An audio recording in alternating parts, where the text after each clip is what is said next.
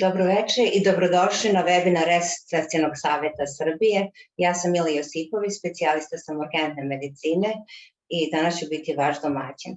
Današnjim webinarom započinjemo ciklus ovakvih skupova posvećenih urgentnom zbrinjavanju dece ili prema terminologiji Evropskog resuscitacionog saveta pedijatrijskom neodložnom zbrinjavanju životno ugroženog deteta. Ovaj ciklus izlaganja osmislili smo da se odvija tokom čitavog januara i u ovom periodu pripremili smo za vas 4 programa. Ciklus će se nastaviti i tokom februara sa nizom tema koje se odnose na preporuke Evropskog resuscitacionog saveta iz 2021. i zaključke iz septembra 2022. godine. Današnja tema posvećena je inicijalnom pristupu u zbrinjavanju životno ugroženog deteta i večerašnji panelisti biće doktorka Jelena Tijanić i doktorka Mihaela Budimski. Doktore Fišer, kažite nam koliko imamo pratilaca trenutno na webinaru? Ukupan broj prijavljenih za ovaj webinar je negde oko 300. Mi u stvari, ja pratimo ovo uključivanje i isključivanje polaznika. Koliko je tačno prisustvovalo na kraju ćemo znati, jer neki se uključe, neki isključe, ali pretpostavljam da ovog trenutka imamo oko 100-ak onih koji aktivno prate. Znači 100-ak aktivno prate, ukupno 360 registrovanih, što znači da je za temu koju ste izabrali da prezentujete, postoji određeno interesovanje i da su naši, da kažemo, članovi i osobe koje su učestvovale na našim seminarima, a i drugi zainteresovani sa pažnjom ovo otpratili i da je privuklo pažnju stručne javnosti. Možete nastaviti.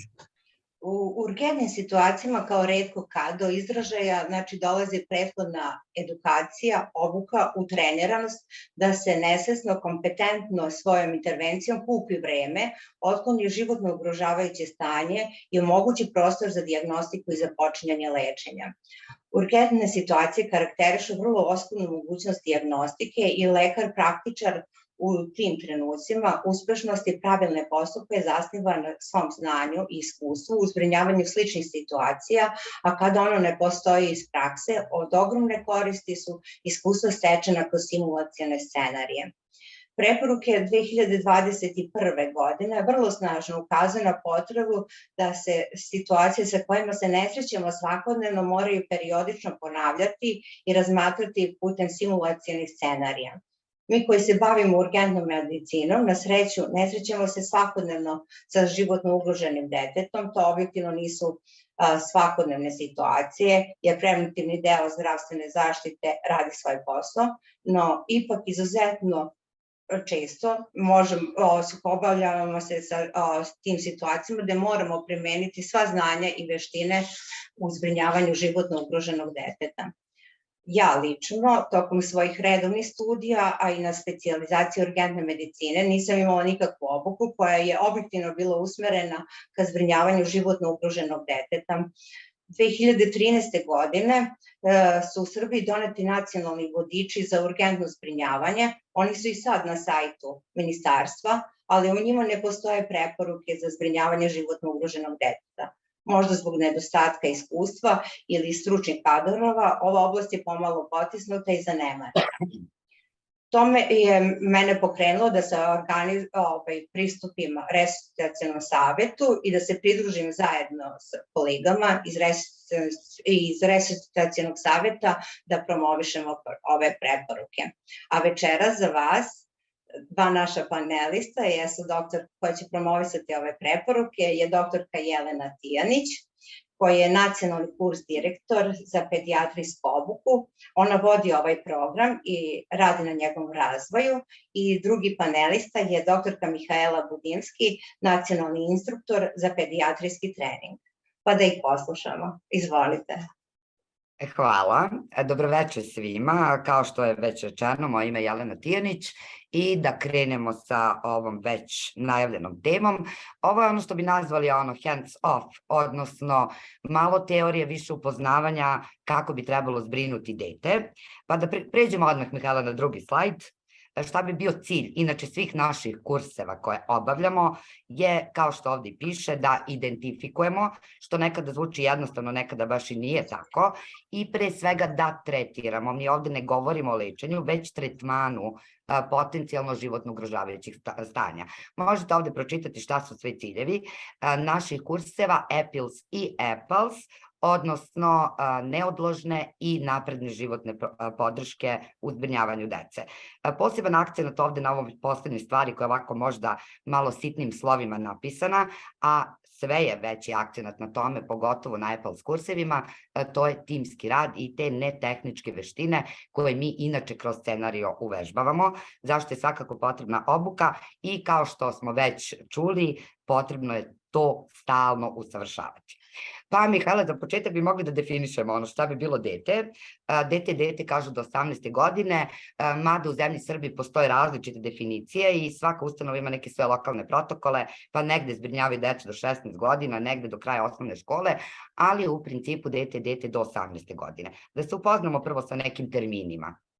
Tako je, znači, odojče je dete ispod godinu dana, znači ove sve definicije su nam u stvari pokazatelji i smernice kako u stvari da tretiramo naše pacijente, da li da primenjujemo protokole za decu, odnosno protokole za odrasle, zbog toga nam je veoma bitan i uzrast, odnosno za adolescente i čućete kasnije u odnosu na telesnu masu možemo primeniti protokole koji su u skladu sa svime kod odraslih osoba. Vidite da je neonatus tokom prve nedelje rođenja, a ono na čemu se mi baziramo i što u ovako jednim stresnim situacijama predstavlja veliki problem, to je određivanje veličine, odnosno težine deteta, odnosno nama je veoma bitno da znamo koliko je to dete, koju telesnu masu ima, tako da tokom kursa učimo naše kandidate kako uopšte da odrede telesnu masu deteta na osnovu koje se određuje dalje terapija. Tako da je to jedna veština sa kojom se od starta susrećemo, ono što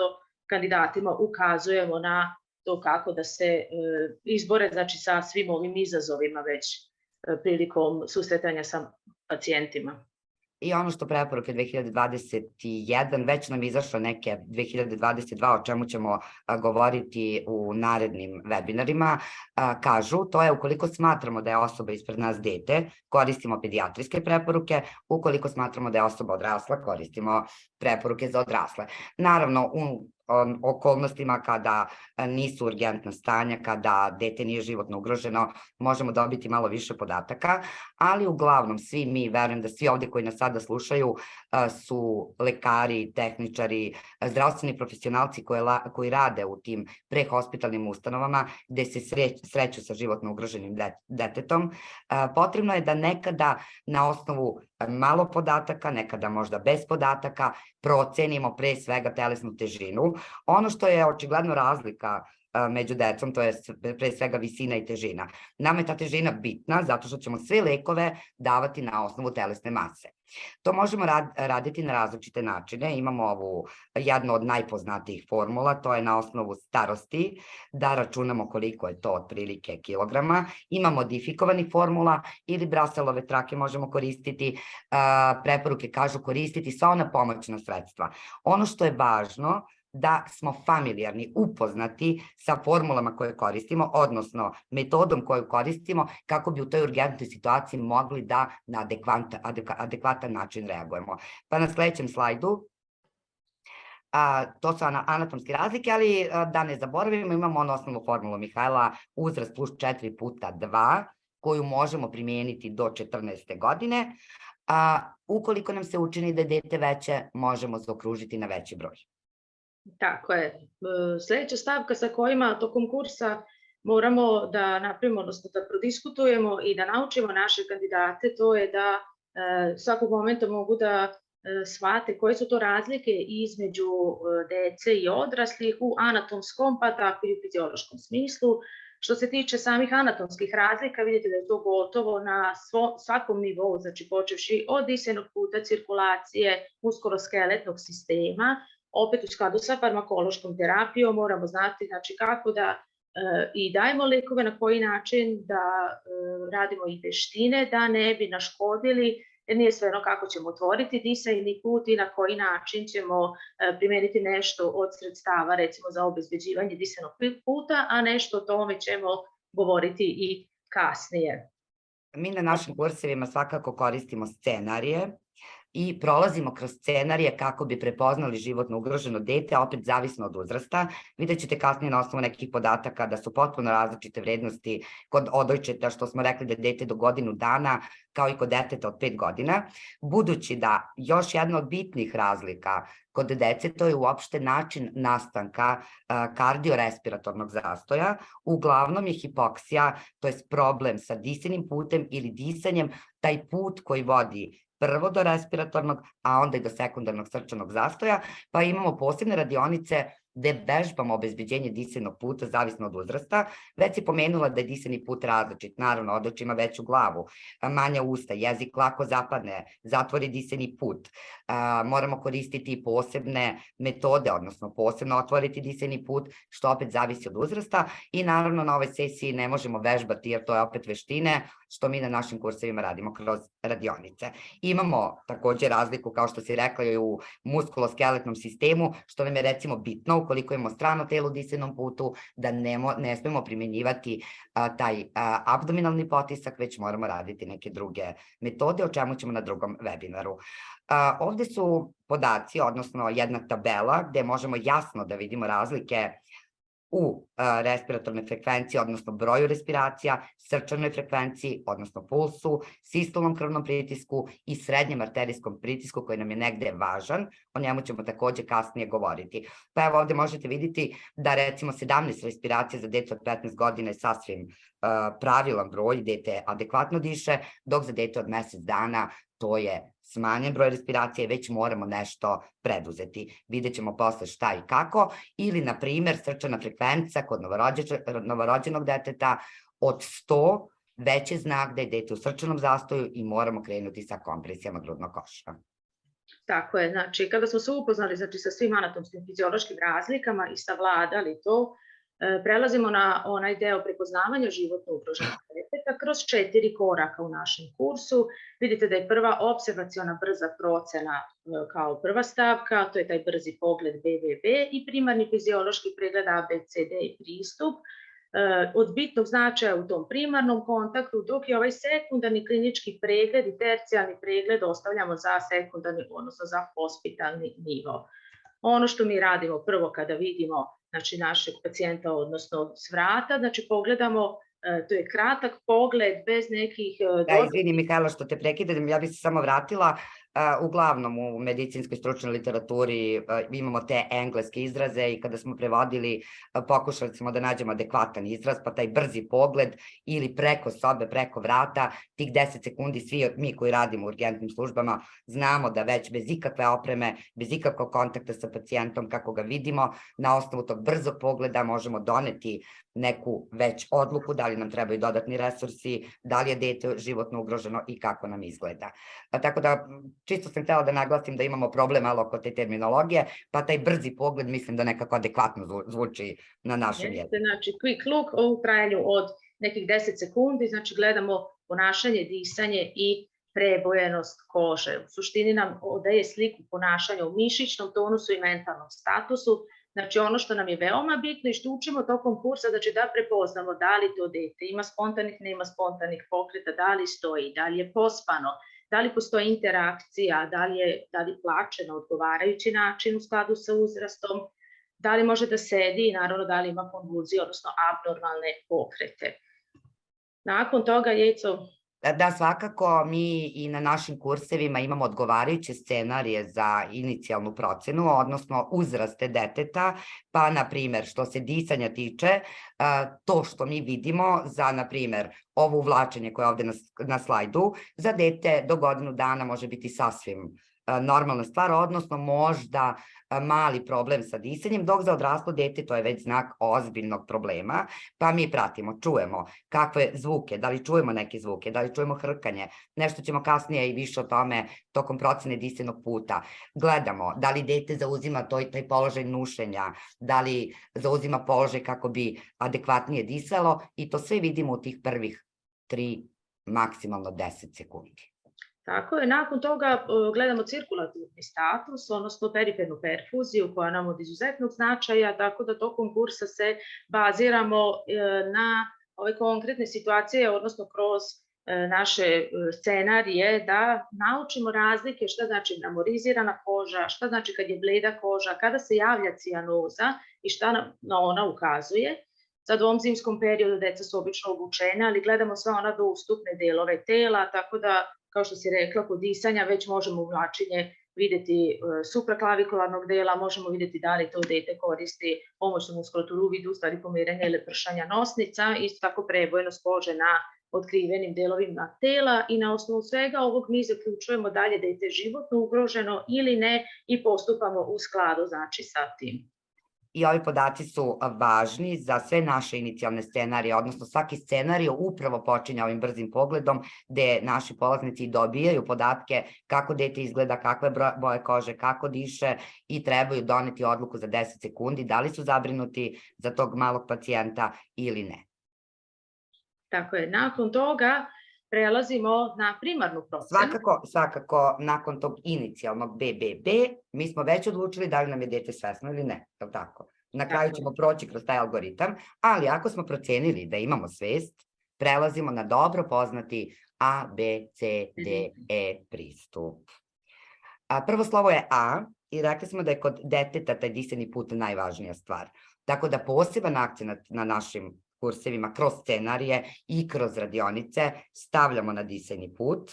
Koristimo takođe već dobro poznat taj look, listen i feel, odnosno gledaj, slušaj, oseti, gde posmatramo da li dete, ako dete plače, svakako Mihajla ima otvoren disajni put, ali ono što je bitno za decu, ako imamo pokrete grudnog koša, to ne znači da dete adekvatno diše i da je disajni put prohodan, jer i pored stranog tela u disajnom putu može doći do pokreta grudnog koša. Znači gledamo, slušamo, osjećamo, procenjujemo disajni put koji može biti, kako ono ti ja kažem, otvoren, delimično zatvoren, da li je čaša puna ili prazna ili delimično otvoren, ali poenta svega je treat as you go, što smo preveli rešavaj u hodu. Kako naiđemo na problem, tako možemo rešavati. Sad, Mihajla, ako je disajni put delimično zatvoren ili delimično otvoren, možemo čuti neke zvuke, pa evo ti možeš sad to da malo objasniš. Kao što rekao, veći akcenat je kroz scenarij, ali da malo objasnimo kakve to zvukove možemo čuti. Tako je, na našim kursevima se upoznajemo sa različitim zvukovima i različitim specifičnim oboljenjima, što će biti jedna od tema kasnije, ali evo čisto da naglasimo, kod stridora, recimo kod delimične obstrukcije možemo imati inspiratorni, bifazični, ekspiratorni, koji nam opet ukazuje na nivo obstrukcije, tako da naši kandidati se familizuju sa ovim segmentima, tako da postepeno prolazimo kroz sve moguće stanja i probleme sa kojima se mogu susretati. Samo ću još reći da ukoliko naiđemo na problem, moramo zbrinuti disajni put. Obično se svi, da kažem, uhvatimo za savremenu opremu, nešto ćemo kasnije i o tome pričati, ali u početku svi imamo svoje ruke, pa ćemo za zbrinjavanje delimično prohodnog disajnog puta koristiti manevre osnovne otvaranja disajnog puta, pa opet kroz scenarije moramo znati kada ćemo uraditi hiperekstenziju, kada će glava biti u neutralnom položaju, kada će biti položaj kao kod odraslih, pa već dete, to odojče koje pominjemo do godinu dana, zahteva taj neutralan položaj i osnovna sredstva za zbrinjavanje disajnog puta, što je opet radionica, to ne možemo preko webinara već uvežbati i ukoliko je disajni put potpuno zatvoren, moramo krenuti sa ventilacijom, odnosno ventilacijom maskom sa samoširećim balonom za početak. Tako je, znači sve ovo što si navela je u suštini bitna stavka koje prolaze svi kandidati kroz onaj segment razlike između dece i zato smo napravili tu podelu dece na odojčarski i na malu decu, odnosno na decu do 18 godina, kada se sve te anatomske varijacije upravo i zbog tretmana moraju dobro znati i na adekvatan način da se izbrinjavaju deca. Nakon A idemo na B. Tako je, prelazimo na primarnu procenu, odnosno disanje. Jelena je već navela da je kod dece najčešće respiratorni uzrok srčanog zastoja, prvobitno pre nego sam kardiološki uzrok, tako da je ovo neki segment u kojem se posvećuje jedna velika pažnja i detaljno se radi kompletna propedeutika što se tiče samog respiratornog statusa, počevši od frekvencije disanja, disajnog rada koji već u šoknom stanju nam se povećava, tako da to može biti jedan od prvih znakova da se nešto strašno i ozbiljno dešava sa detetom. Zatim disajni volumen i oksigenacija koja predstavlja jednu posebnu radionicu i veštinu na koji način i koliko primeniti kiseonika. Vidite da je skraćenica RVTO i pri tome se držimo, znači tokom kompletnog kursa kako ne bi preskočili ni jednu od ovih stavki u evaluaciji ili proceni disanja. Ja ću samo pre nego što nastavimo reći svim webinaristima, da ih tako nazovemo, svima onima koji nas slušaju, da mogu da postavljaju pitanja. Vidim da šalju neke poruke, naš generalni sekretar prati ova pitanja i na kraju smo odvojili neko vreme i za pitanja. Kada smo završili B, upravo kao što si rekla, rešavamo u hodu, idemo dalje. Ja ću reći samo što se disajnog rada tiče. Dete do 6 meseci diše na nos. Tako da, ako ima problem sa nosem, imat ćemo problem možda i sa respiratornom insuficijencijom. Sva ta pomoćna disajna muskulatura kod dece potpuno je drugačija. Oni koriste dijafragmu da dišu. Pomoćna disajna muskulatura kod odojčeta je sternokleidomastoidni mišić, pa to imamo taj fenomen klackalice, odnosno kada klacka glava, što nam je opet znak da imamo ozbiljan problem. Kao što je stenjanje, Mihajla, je li tako? Tako je. Znači, stenjanje koje se javlja u vidu ječanja kod male dece nam je zabrinjavajući znak, ali ćemo ga već u onom BBB moći primetiti ukoliko pažljivo gledamo pri brzom quick looku, tada ćemo već shvatiti koliko nam je stanje kod te dece ozbiljno. Što se tiče samog disajnog volumena, opet auskultacijom, to je ono što inače i radimo, zabrinjava nas nečujan grudni koš, odnosno ukoliko je nečujno disanje, a sam disajni volumen nam je po pravilu 7 ml po kilogramu, i na taj način procenjujemo. Međutim, nešto možemo da procenimo merenjima, jer tako nešto je čisto naša procena, odnosno posmatranjem, i tako dolazimo do zaključka. Stigli smo do oksigenacije. Da, oksigenacija je, moramo samo naglasiti, i to uvek naglašavamo na našim kursevima i kroz naše scenarije, uvek naši polaznici odlučuju da li je potrebna samo oksigenoterapija, da li je potrebna i ventilacija. Oksigenacija je jedan bitan sastavni deo inicijalnog pregleda. Svi smo sada familijarni u Srbiji sa pulsnim oksimetrima, on ima neke svoje limitacije, da o tome nećemo sada baš puno govoriti. Centralna cijanoza je već ozbiljan problem i kao što vidite na ovom slajdu, javlja se kada je saturacija manja od 80%. Tu možemo naglasiti, Mihajla, anemiju kao problem za merenje pulsne oksimetrije i u svakom slučaju, koliko sumnjamo na trovanje ugljen monoksidom, ne treba nam uopšte merenje saturacije. I ovdje imamo limitacije, moramo biti u rangu vrednosti koje su preporučene u preporukama 2022, saturacija od 94 do 98, ona ciljana saturacija kod dece. Tako je, a kada radimo specijalna stanja, odnosno kada se bavimo malo, to će biti jedna tema od narednih kurseva, postoje situacije u kada nećemo forsirati primjenu maske i oksigenacije putem maske, znači gledamo da ne naškodimo, je li tako? Da, upravo nam je to i problem kada govorimo o razlici i uopšte o deci, o dečijem uzrastu. Ta maska povećava stres, mi ćemo uvek vagati kod dece korisnost, dobrobit, pa ćemo odlučivati. Naravno, maska sa rezervoarom je standard i tu možemo dobiti visoke protoke kiseonika, ali nekada je dovoljno, i kako smo to preveli, strujenje kiseonikom, jednostavno uperimo crevo sa kiseonikom za neke početne stadijume respiratorne insuficijencije i ne možemo kontrolisati taj FIO, ali svakako smanjujemo stres. I to bi bilo jedno od pravila kod dece, nikada nećemo dete naterati da legne, da zauzme neki položaj, uvek se trudimo da smanjimo taj stres, samim tim smanjimo potrošnju kiseonika. Tako je, završili smo sa pisanjem, prelazimo na sledeće slovo, to je C, je li tako, gde ili cirkulacija, uvek sad u tim savremenoj metodologiji imamo te neke akronime koji su dobri, pogotovo za urgentna stanja. imamo tih 5P, R, WTO, da se setimo, da nešto ne zaboravimo. Mi kako pričamo ovaj inicijalni pregled i kako radimo kroz naše scenarije, uvek kažemo našim polaznicima, naravno, mnoge stvari će se raditi simultano, ali je uvek dobro ići korak po korak da nešto ne propustimo. Pa tih 5P je veoma važno za procenu cirkulacije. Puls, periferna perfuzija, volumen pulsa, krvni pritisak i preload. Odnosno, sve ovo moramo sagledati u celosti, ne možemo da gledamo ni jedan podatak posebno i upravo to je i izazov u našim scenarijima i kako volimo to da kažemo, jedino tokom vežbi, tokom scenarija, tokom radionica možemo da se vratimo korak nazad, možemo da promislimo i razmislimo, što često u realnoj situaciji nismo u mogućnosti, moramo brzo da delujemo. Tako da sve ovo zajedno razmotrimo pre nego što donesemo odluku da li je dete cirkulatorno ugroženo. To je posebna priča Mihajla o intraoselnom pristupu.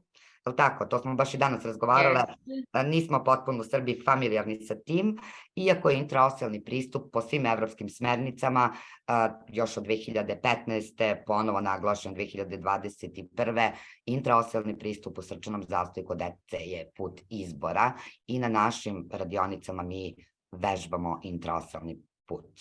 Tako je, a nešto sa čime se još posebno bavimo i na šta dajemo akcenat, to je ono što bolje određuje perfuziju tkiva, je tako? To je srednji arterijski pritisak, gde imamo standardnu formulu za decu. U našim scenarijama imamo zadate vrednosti i moramo u odnosu na standard, odnosno na očekivanu vrednost, da preračunamo i da vidimo da li nam ima dobar, odnosno uvek mora biti iznad granice za uzrast, tako da je ovo jedan poseban segment u cirkulaciji o kojem vodimo računa i koji se preračunava kako bi dete na adekvatan način zbrinuli i primenili adekvatnu količinu tečnosti. Kao što si rekla, ovo je standardna formula, na osnovu dobijenih vrednosti merenjem pritiska deteta mi ga računamo, ali zbog čega nam je to bitno? Naravno, cilj svega nam je da sprečimo srčani zastoj, da sprečimo pogoršanja i da sprečimo neurološka oštećenja, da bi do mozga stigao adekvatan kiseonik, da bi cerebralna perfuzija bila dobra, MAP mora biti u granicama normale, čak i iznad, što je preporuka svakako 2021. Tako je. Što se kardiovaskularnog odnosa, kao što si rekla već za disanje, mi ovde neke od faktora možemo da izračunamo, neke možemo da procenimo. Frekvencija srca je svakako nešto što se lako meri. Na pulsnom oksimetru već imamo neka očitavanja, na monitoru, monitor je takođe sastavni deo ovog C, pa naši polaznici takođe na kursevima postavljaju monitoring i prolazimo kroz vežbe na radionicama čitanje tog monitora u 6, odnosno u 8 koraka, jer iako to ne očekujemo kod dece, može doći do poremećaja ritma koji su glavni problem. Frekvenciju srca računamo, krvni pritisak računamo, dok udarni volumen, na primer, i sistemski vaskularni otpor moramo procenjivati. Pa, sistemski vaskularni otpor, kako ćemo proceniti? Svima već i to dobro poznata je onaj vreme punjenja kapilara, je li tako, Mihajla? Tako je, CRT, znači koje je u trajanju do 2 sekunde i on nam je odličan pokazatelj šoknog stanja zato što je produžen CRT, već rani pokazatelj da se nešto dešava u organizmu, tako da nam je vrlo, vrlo korisnu informaciju dobijemo iz samo tog jednog pregleda. Tako je, i udarni volumen svakako, dete ne može to da prilagodi, na primer, u ranoj fazi, opet ta razlika u godinama, dete do godinu dana, i to opet naglašavamo kroz naše scenarije, dete do godinu dana smanjuje srčanu frekvenciju kao kompenzaciju, dok nešto starija deca pojačavaju, dok ne istroše kateholamine, što je opet velika razlika na osnovu koje procenjujemo, ali opet moramo uzeti sve parametre zajedno da bi mogli reći da je dete životno ugroženo i da bi znali šta ćemo dalje. Kako smo rekli, tretiraj, treat as you go, odnosno moramo tretirati i zbrinjavati odmah životno ugrožavajuće stanje. Tako je. I ono što nam je veoma bitno i što radimo, znači kroz same scene procenjujemo da li nam je dete u šoku ili ne. Malo kasnije ćemo više prodiskutovati oko šoka, samo da naznačimo samo oko telesnih tečnosti, znači na kursevima kandidati tačno znaju u tretman šoka, znači inicijalno 10 ml po kilogramu izotoničnih rastvora, znači detaljno se prelaze svi rastvori, koja količina rastvora ide i naravno za koji šok, jer nije svejedno koliko ćemo dati, koliko puta ćemo ponavljati, šta se dešava ukoliko nema poboljšanja vitalnih parametara, a mi to dete punimo tečnošću i naravno ukoliko persistiraju znaci hipovolemije, šta dalje možemo učiniti? Jelena je već naznačila koliko je bitan samo uspostavljanje intravenskog, intraosealnog puta, iako kod nas ne postoji standardi, odnosno nismo familijarni sa veštinama, znači postavljanja intravenskog puta, naročito kod male dece, nisu nam baš takidašnji ti mali pacijenti, a kroz naše radionice uvežbavamo postavku intraosealnog puta i aplikaciju tečnosti i na ovaj način. U svakom slučaju, i tu nam postoji neko pravilo, pozvati pomoć pre ili planirati transfer tog deteta ukoliko vidimo da je dete životno ugroženo, krenemo inicijalno tečnost i uvek ponovno procenjujemo. Pa evo, sledeći slajd Mihajla, tu možemo videti upravo tu razliku između toplog i hladnog šoka, gde nam svih ovih 5P mogu pomoći. Već smo rekli, udarni volumen procenjujemo i razliku u pulsevima. Pipamo ekstremitete, gledamo da li se pulsevi centralizuju, da li imamo tople ekstremitete, da li imamo hladne ekstremitete i u odnosu na to razlikujemo dve vrste šoka. Ovo vreme punjenja kapilara već smo ga pomenuli i u našim, to je već posebno stanje, o tome ćemo govoriti u 4. webinaru. Capillary fill time može biti skraćen, gotovo 1 sekundu i to očekujemo u anafilaksiji u sepsi. Vidite ovde koje lekove ćemo naknadno dati, ali tu možemo ići sa većom količinom tečnosti 10, 20, 60 i do 100 ml po kilogramu. Dok kod hladnog vidite da je minutni volumen smanjen, sistemski vaskularni otpor povišen, imamo razliku između pritisaka, vreme punjenja kapilara je produženo, već smo na BB videli uvećane vene. Opet, kao što rekao, to sve radimo kroz scenarij u odnosu na uzrast, ali čisto reći, Mihajla, da uvećana jetera ne mora biti patološki znak kod dece. Tako je, međutim procenu i kod nadoknade tečnosti radimo upravo na taj način, tako da gledamo i taj preload i da li su distendirane vene vrata i palpiramo znači samo jetru, tako da su to sve neke stvari sa kojima kandidati sasvim sigurno izlaze sa dobrim znanjem i dobrom obučenošću šta da očekuju i na koji način da rade evaluaciju ovih pacijenata.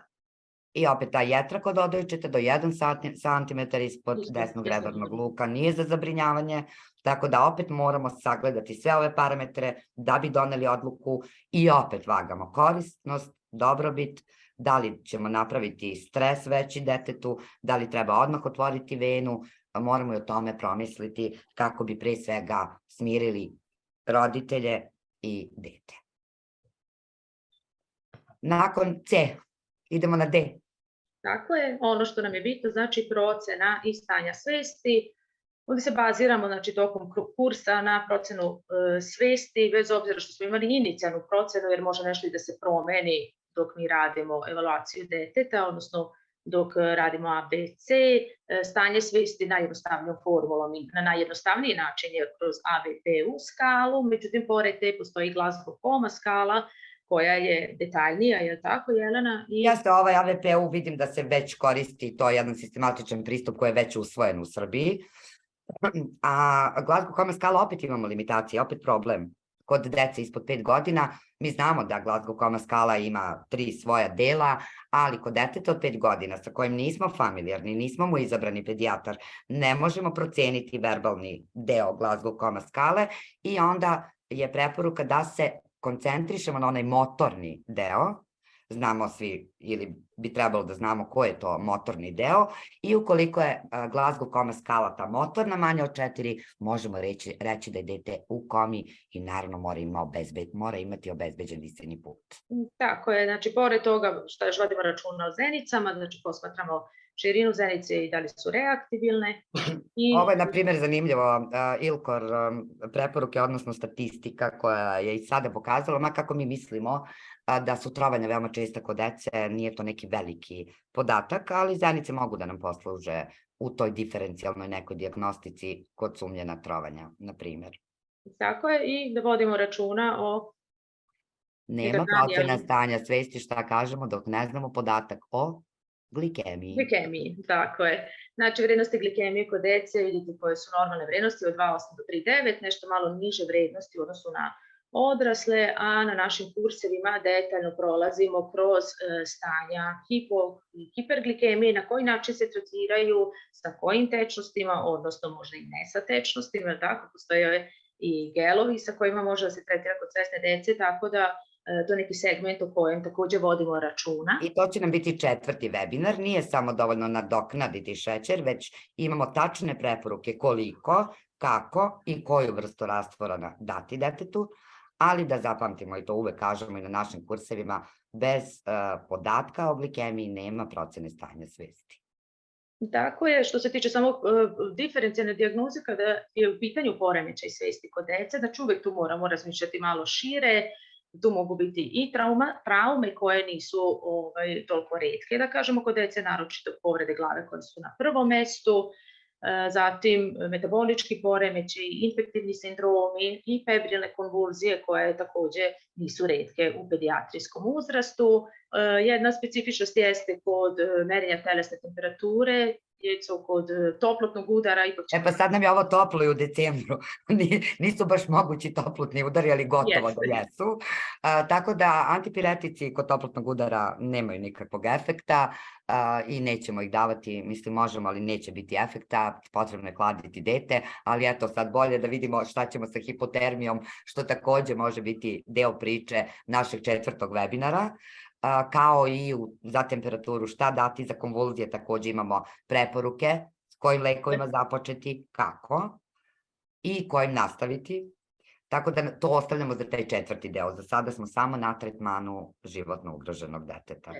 Tako je. Kada smo završili sa D, prelazimo na okolinu, odnosno exposure, znači bitno je pogledati celo telo deteta u eri sada zatvornog prostora, kad smo već kod toga, i hladnog vremena i promjena na koži vakcinalnog statusa, da kažemo, dete može imati boginje, može imati različite promjene i po koži, heteroanamnestički uzimamo, vidite, navedene podatke, ali kao što kažemo, akcenat jeste malo na vakcinalnom statusu i na poslednjem obroku iz prostog razloga što postoji mogućnost da će dete morati biti intubirano. Je li tako, Jeco? I to intubacijom u brzom nizu. Svakako kažemo, ja volim da kažem, ovo je double E, exposure environment, odnosno spoljašnja inspekcija deteta, opet ovde termoregulacija, vrlo važna kod odojčadi i male dece, moramo misliti o termoregulaciji prilikom te spoljašnje inspekcije, a nekada i okolina, to je sve ono što nađemo u okolini, može nam dati neki zaključak šta se sa detetom dogodilo. Naravno, koliko je potrebno da tretiramo dete već tokom inicijalnog pregleda, mi ćemo pitati za alergije i lekove, i ono što uvek naglašavamo i kroz naše scenarije na našim kursevima, to je da pre nego što damo morfijum ili neke od tih lekova koji utiču na stanje svesti, trebamo i stanje svesti proceniti. Tako je. Mi smo završili inicijalni, jel tako? Polako ga završavamo, tako je, samo još voditi računa da se obezboli dete i to je onaj deo analgezije koju ćemo uvek primenjivati i kod dece. Što se tiče samog ABCDE kompletne, znači primarne procene. Sad se vraćamo na početak, je li tako?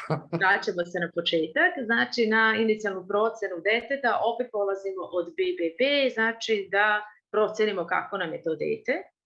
I idemo u levu ili desnu stranu algoritma. Upravo ova vaša desna strana algoritma je i tema za sledeći webinar. To je, ukoliko dete ne izgleda svesno, moramo blagom, taktilnom, verbalnom stimulacijom, dete nikada ne drmamo, da procenimo stanje svesti, da otvorimo disajni put. Ukoliko nema disanja, idemo u algoritam osnovne životne podrške, pedijatrijske, i rekoh, o tome ćemo govoriti na sledećem webinaru, a ukoliko ima stanje svesti, idemo na A, B, C, D, E, pa Mihajla, ajmo kratko da prođemo još jednom kroz sve ovo što smo rekle. Tako je, znači procenjujemo disajnog puta, otvaranjem disajnog puta, naravno koliko nam dete krepko plače, jasno plače i komunicira sa nama koliko je veće dete, znači da je disajni put otvoren. Ukoliko nam je disajni put u riziku, znači moramo automatski da reagujemo i da upotrebimo neka sredstva, odnosno da otvorimo taj disajni put ili da obezbedimo disajni put.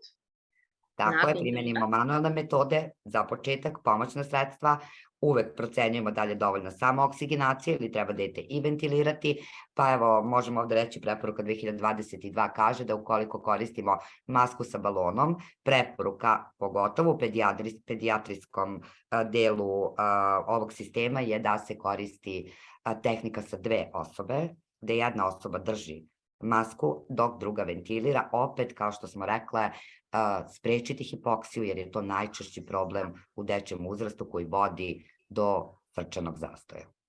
Tako je, nakon toga, znači kada smo rešili A, prelazimo na procenu disanja, to je opet ona skraćenica RVTO. RWTO, ako nešto zaboravimo, znači respiratory rate, disajni rad, tidalni volumen, oksigenacija. Uz to možemo uvek dodati i procenu ventilacije uz kapnografiju, što je preporuka 2021 takođe, i o kojem ćemo pričati tokom webinara o posebnim okolnostima. Tako je, nakon toga prelazimo na procenu cirkulacije, opet 5P, znači frekvence, vraćamo se na to da moramo znati koje su referentne vrednosti u skladu sa uzrastom i na osnovu toga znači da se orijentišemo da nam je dete pod rizikom što se tiče samog C. Rekli smo da nam u šoku kasni pokazatelj, odnosno da je pad krvnog pritiska alarm da smo nešto trebali uraditi pre toga, odnosno da je već dete ušlo u fazu dekompenzacije. Tako je, i ono što možda nismo negde snažno naglasile, a to su preporuke 2021 na našim obukama i kroz scenarija procenjujemo cirkulaciju satnom diurezom, vrlo važna. Ja verujem da je mnogi od ovih koji nas slušaju ne primenjuju u prehospitalnim uslovima, ali satna diureza je nešto što nam svakako može dati dosta podataka o tome kakva je pre svega cirkulacija i kakav je odgovor deteta na naš inicijalni tretman. Pa je akcenat i na satnoj diurezi, je li tako? Tako je, znači vaskularni pristup, o tome smo već govorile, znači primjeni intravenskog postavljanja, u stvari intravenskog puta i intraosealnog puta kao posebne veštine koja se radi na našim radionicama. Mentalni status. Što bi rekli, procena stanja svesti, koristimo sve ovo što smo već rekle, opet tokom mentalnog statusa kod dece, pogotovo odojčadi i starije dece, trauma je čest uzrok svih ovih životno ugrožavajućih problema kod dece, pa akcenat ćemo tokom mentalnog statusa, možda ga sada ovde naglasiti, staviti na taj povišen intrakranijalni pritisak, kako ga proceniti, pa bi tu možda bio i taj prehospitalni ultrazvuk koji se pojavljuje sve više kao preporuka uz bojazan kako bi se on usvojio i da li bi upotreba ultrazvuka remetila neke druge stvari, ali svakako to i naglasimo na našim kursevima kao mogućnost. Tako je. Što bi nam pomoglo. Tako bi mogli isto da ga koristimo i za procenu nadoknade tečnosti kroz venu kao inferior, ali to sve, kao što si naglasila, tokom kursa uz kratke edukacije, znači može da se primeni. Ono što takođe bi možda samo trebalo naglasiti i tokom 4. ovog poslednjeg webinara kroz posebne okolnosti napravit ćemo neku tu skraćenu verziju, opet dosta ima stvari koje bi trebalo reći. Preporuka kaže i tranksemična kiselina. Mi naše polaznike obučavamo i svakako bi trebalo primjenjivati tranksemičnu kiselinu, opet su na problem doze kod dece. Kako to mi volimo da kažemo, medicina i matematika baš ne idu zajedno, zbog toga bi trebalo biti familijaran sa osnovnim lekovima, znati osnovne doze i biti spreman koristiti šta god da koristimo, Braselove trake, aplikacije, kalkulaciju, da budemo spremni bar za taj inicijalni tretman, već posle kada imamo vremena da razmišljamo kako se naši scenariji na obukama odvijaju, imamo vremena da možda računamo i imamo vremena za neke dodatne stvari. Tako je, kad si spomenula Braselove trake, nismo naglasili samo da su za naše polaznike dostupne trake koje su prilagođene jeziku govornom područja, znači prevedene su sa engleskog, dostupne i mogu da ih nabave, mogu da ih koriste na kursevima gde su i doze prilagođene najnovijim smernicama, odnosno guideline iz 2021. godine. Tako je, po novim preporukama mogu se možda nabaviti, ali koliko sam ja gledala pojedine, uglavnom su to preporuke još od 2005-10, zavisi gde su se nabavile, ali eto, vrlo korisne u tom inicijalnom zbrinjavanju životno ugroženog deteta. I šta ono obično kažemo, Mihajla, i preporuka je snažna 2021, da bi trebalo u odnosu na sve ove vitalne parametre, u odnosu na sve ovo što smo rekle, imati pedijatrijski skor ranog upozorenja, je li tako? Tako je. Gde bi na osnovu brojki, ovih koji smo izmerili, mogli da imamo neki određeni broj koji bi nam dao neku smernicu šta dalje da uradimo. Pa eto, preporuka je svakako da se sve prilagodi lokalnim preporukama i možda već razmišljati o nekom pedijatrijskom skoru ranog upozorenja. Ja još razmišljam o tome, pa ne bi bilo loše da to svako u svojoj sredini proba da primeni. Tako i pre nego što uradimo evaluaciju naših pacijenata, znači svaki put se vraćamo iz početka i naravno u skladu sa early warning scoringom, odnosno kada tačno odredimo na koliko minuta treba raditi evaluaciju pacijenata. Bilo bi dobro imati smernice za to u skladu sa tim pedijatrijskim skorom ranog upozorenja i ponovno procenjujemo, ali pozvali smo pomoć ili smo se spremili za transport ukoliko nam je dete životno ugroženo. Mi već 45 minuta pričamo. Mogli bi još, ili tako? Tako je. Ali ovo je zamišljeno kao kratke sesije gde ćemo samo možda podstaći neka razmišljanja, dati neke smernice, opet ovo bi bila ta hands-off sesija, odnosno taj deo priče koju naši polaznici inače prolaze kroz kozi, odnosno virtualno učenje, a opet sve te veštine se usvajaju na radionicama. Zna, ume, razume, kako to kaže naš generalni sekretar, pa sad njega očekujemo s pitanjima. Tako je, Zlatko? Tu sam, upravo se dokucavam sa koleginicom Semra Okanović, koja je postavila jedno zanimljivo pitanje. Vidimo i mi ovde pratimo chat, ali nismo mogli da pratimo sve u isto vreme. Pa, trudili ste se da uđete u 45 minuta. Uspjeli smo, bravo. Pa je možda došlo do male zabune. Mi nismo, postavljam, ona pita, u jednom trenutku, ja sam to zapazio, u jednom trenutku je rečeno, ne znam sad tačno ko, nije korisno davati antipiretike za sniženje temperature, ali se to nije odnosilo na povišenje temperature. Toplotni udar. Nego se odnosilo na febrilne konvulzije. Toplotni udar, kažu preporuke 2021, i mi samo kažemo ono što kažu preporuke. Ali govorimo sada toplotni udar i kod febrilnih konvulzija također nije prioritet davanja antipiretika u startu, nego hlađenje. Znači spuštenje sa temperature od 40 na 38 hlađenjem. U kasnijem delu regulisanje temperature može da se rešava na drugi način. Toplotni udar i febrilne. Znači ne govorimo o snižavanju temperature kao telesne temperature u okviru infekcije, nego govorimo o načinu regulisanja telesne temperature kod određenih stanja. Pretpostavljam da ste vi kao ipak eksperti ćete sada nešto više reći o ovome. A to smo baš i naglasili da sad nije ovo vreme, mada toplotni udar ćemo doživjeti u skladu s ovim temperaturama. Svakako, ukoliko su konvulzije posljedica temperature, prvo ćemo zbrinjavati konvulzije, zbrinjavati sekundarna moždana oštećenja, a posle toga se posvetiti temperaturi. Kod toplotnog udara, Mihajla, upravo o tome smo i pričale, antipiretici nemaju efekta, tako da je hlađenje prioritet i to smo rekli da ćemo već kroz taj 4. deo staviti veći akcenat na to. Jasno. Ok, druga pitanja koje su, došlo je tu više pitanja, došlo je više zanimljivih pitanja, no ajde da odvojimo samo 2 kratka, čisto sasvim ćemo sigurno na sva pitanja panelista, na sva pitanja poslušalca i učesnika, uzet ćemo ih u obzir u okviru sledećih programa. Možda jedan program odvojiti samo za pitanje ukoliko ih bude dovoljno? Ne samo to, nego baš što se odnose po sistematizaciji, se ona odnose na razna stanja, kao što je ovo koje smo sada i naveli malo pre. Dobro, ja to pratim, pa ono što bi izdvojio, a odnosi se na ovo što se danas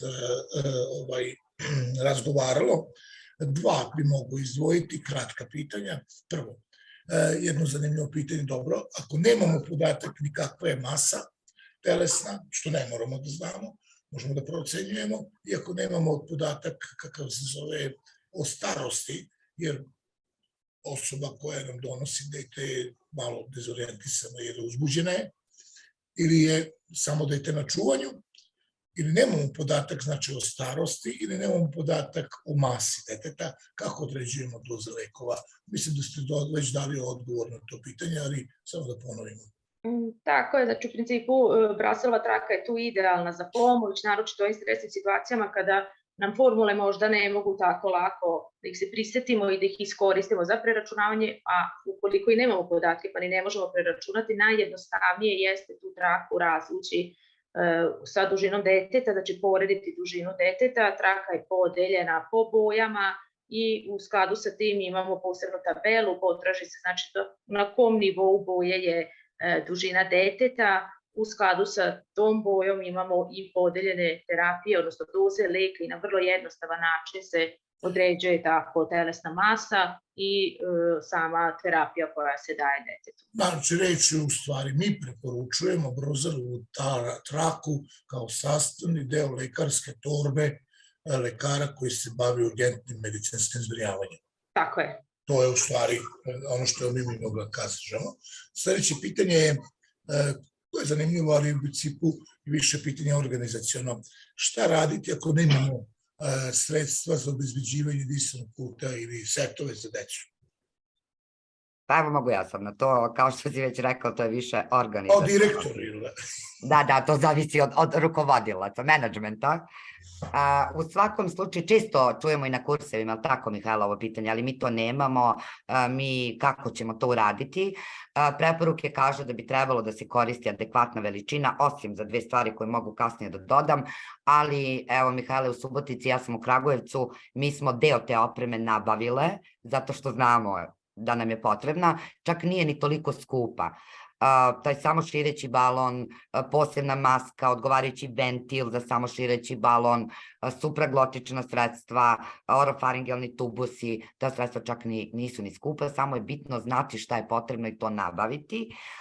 Ono što možda je problem, a to su nazofaringelni tubusi, koji se inače na tržištu nisu dostupni u svim veličinama i mi na našim kursevima učimo polaznike da u skladu sa preporukama obezbede adekvatan nazofaringelni tubus za svako dete od skraćenog endotrahealnog tubusa uz iglu sigurnicu, ali to je opet deo ovoga što smo rekli već te radionice.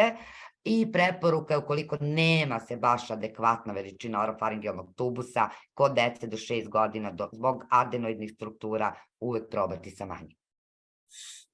Ok, to je nekoliko stvari. U svakom slučaju, evo, iskoristim bi tu privatno varijantu da pozdravim kolegu Davida Mandića. Sad sam ja videla da... Postavio pitanje, on je verovatno negde jako daleko sada, ne znam gde je, i na kom moru ili na kom kontinentu, ali trauma će biti posebna tema, pa ćemo u tome posebno razgovarati. U nekim narednim mesecima. U svakom slučaju, jedno pitanje se meni posebno svidelo, koje je upućeno direktno ka meni. Kako se prijaviti za seminar? Hoćete vi?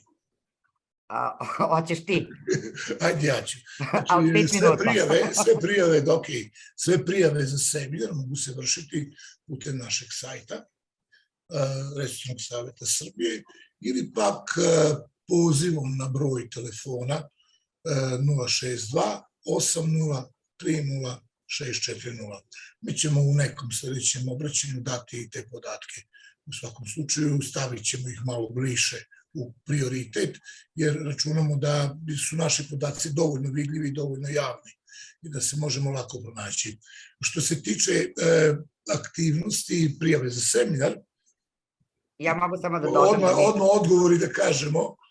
Odmah da kažemo sljedeću stvar. Mihajla, ti si me obavestila da je plan. Tako je. Pa izvolite.